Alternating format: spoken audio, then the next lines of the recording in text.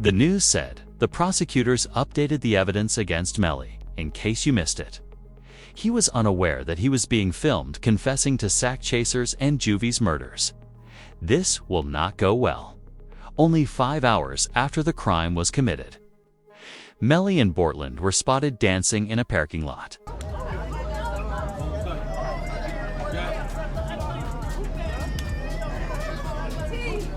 Melly still turned regardless of what happened this early morning. He's still out here being very positive. Turned still. Hey! No, still turned, regardless of what happened. You already know. Before the murder, he was not aware that he was being recorded again. But he was also not displaying any sadness over the death of their best friends.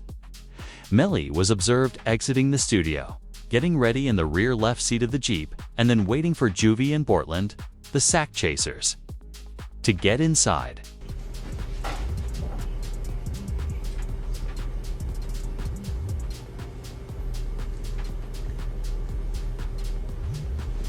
Excuse me, you're able to see?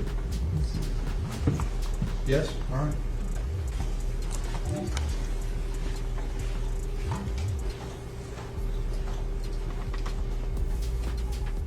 According to the court documents, the direction of the bullets, traveling from left to right in the car, supports the claim that the shots originated from the back left seat where Melly was positioned.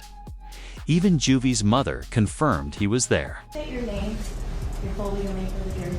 I'm Leon Phillips. Okay. And are you related to one of the victims in this case? Yes, I am. How so? I'm his mother. And who is that? Christopher Thomas. Ms. Phillips, did you see who entered into the occupants who entered into that gray Jeep? Yes. Do you recognize where your son entered that gray Jeep? Yes. Which seat, if you can identify for the jury? He got in the back seat on the right hand side. Did you recognize the individual that got into the back seat on the left side, the rear driver's side? Yes. And who was that individual? Janelle. Prosecutors repackaged the evidence to show the new judge in order to guarantee Miley's conviction.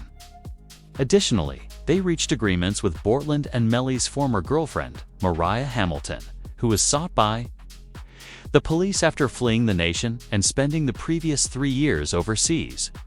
Hamilton was intended to testify against Melly during the initial trial. Mariah Hamilton is spending her first day at the Broward County Jail. She has no arrest record until now.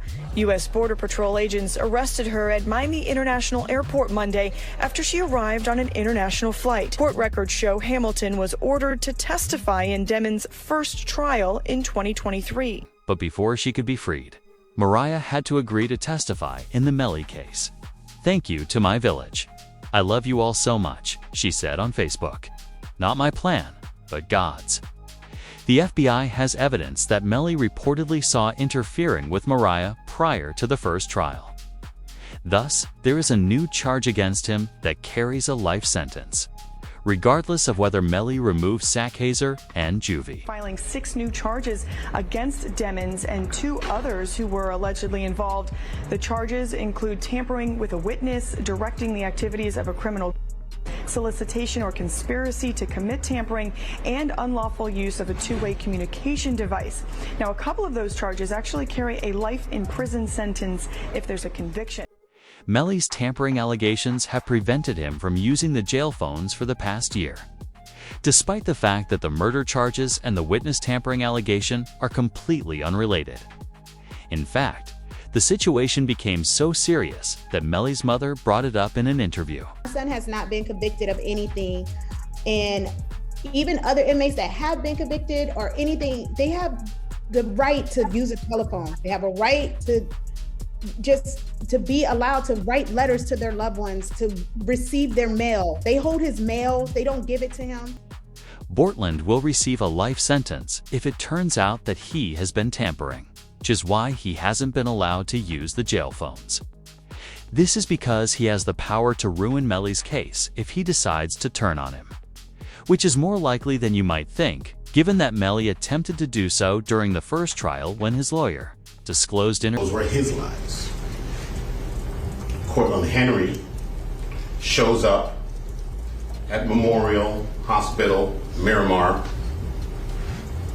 You don't see him sitting there, but where you will see him sitting is in the driver's seat of a car with two bodies, car riddled with bullets. And when he shows up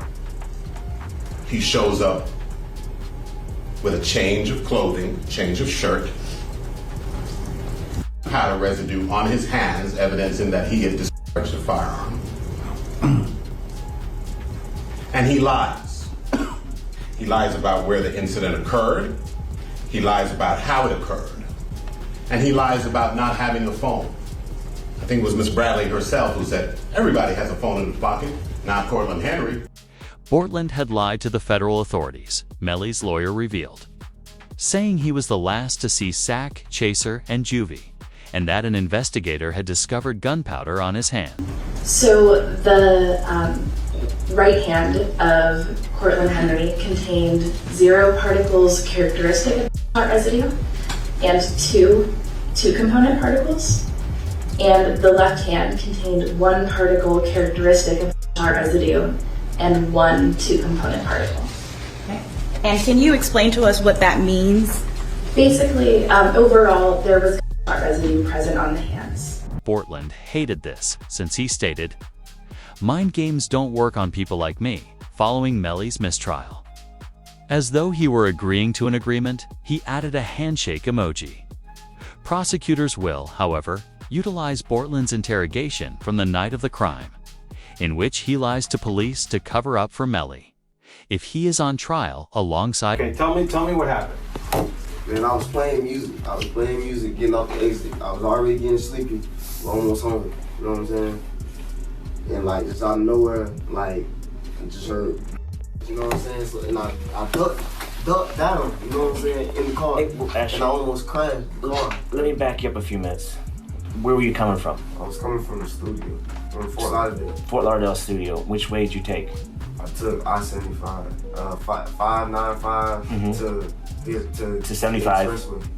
Then you took 75 south? As the officers know, his story isn't adding up, and Courtland would eventually get caught in a lie. Here's the hard part where we're having a hard time to understand, is that we shut down that entire area, and we had officers shoulder to shoulder walk it out. They didn't find as much as 1 shell casing. They didn't find 1 piece of glass, nothing. Nothing to what you said adds up. And it's hard. Bro, I'm telling you, bro, that's the class. I mean, for whatever reason, your 2 friends, are these your good friends? Yeah, that's what I'm saying. These my like, these your 2, I'm assuming close friends. Yeah, we got. And you're doing them an in-service by not telling us the truth. I'm telling you the truth, sir. I don't like. How? What do you want? How do you make shell casings disappear? I don't know. How can I tell you about a shell case? But the inquiry became considerably more severe when Courtland tried to end the connection. I told y'all the story, and that's it, bro. I don't even want to talk about it anymore. Like, cause I told y'all, like, I don't know. Like, I don't know. Okay, just so you know, all right, because you're saying, well, I don't want to talk anymore. There's going to be a lot more questions. There's, and we're not trying to piss you off. The thing is, we don't know your friends. Yeah. So the reason we have to ask all these questions, because the more we know about your friends, your lifestyle, your friend's lifestyle, your friends, his friends, and the circumstances surrounding today, the more, the easier it's going to be for us to try and solve this. However, resumed the interrogation by inquiring about additional information regarding the night, including how Courtland drove, whether he had any collisions, and other things. And I'm driving, ducking for my life, trying to make sure I don't get hit. And you telling me, you telling me about shit. I don't know. You know what I'm saying? I'm trying to make sure I don't get hit. I'm driving. I'm trying to make sure I don't get hit. You know what I'm saying? What I'm gonna be worried about? You know what I'm saying? I know it's not for you to worry about. Shit crazy, bro. But if you tell me it happened there's got to be some evidence there. There's going to be broken glass, just like there's broken glass over here from when you guys opened the doors and stuff like that. Okay, there's going to be broken glass over there when the windows got out. There's going to be casings from the people at your car, okay? There's gonna be stuff, evidence over there, okay? Right now, there's nothing. I kind of think I know what happened because I got information. But the officer added bluntly at the end of the interview, "Would you tell me who did this?" By just telling me the truth, even if it's something that I don't want to hear, but I respect the truth rather than BS, okay? And a simple question. If you knew who did this, okay? You may or may not know. If you knew who did this, would you tell me? It's either a yes or no question. Answer.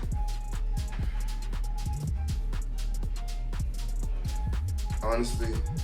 Yeah, honestly. The truth. You wouldn't? Because I wouldn't want to be a part of it. I wouldn't want to be. But in spite of everything, his lawyers have tried to get Melly released on bond, as it was reported. But Courtland just shook his head no, refusing to answer because he was worried that if he said it out loud, the police would find out if he was lying. Melly's lawyers submitted the last paperwork required for her to be released on bond until her trial in September, while we listened to her speak during the bail release.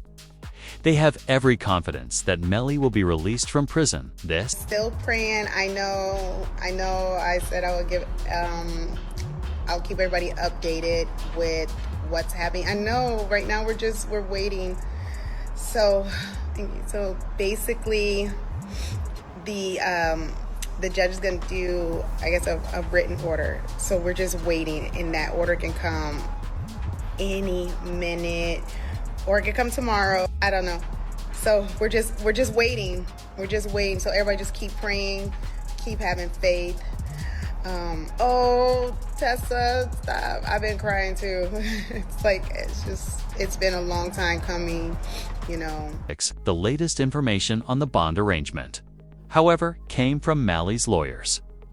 They said that if the judge approved the bond, Ellie would be monitored around the clock by security, be placed under home arrest, and wear an ankle monitor.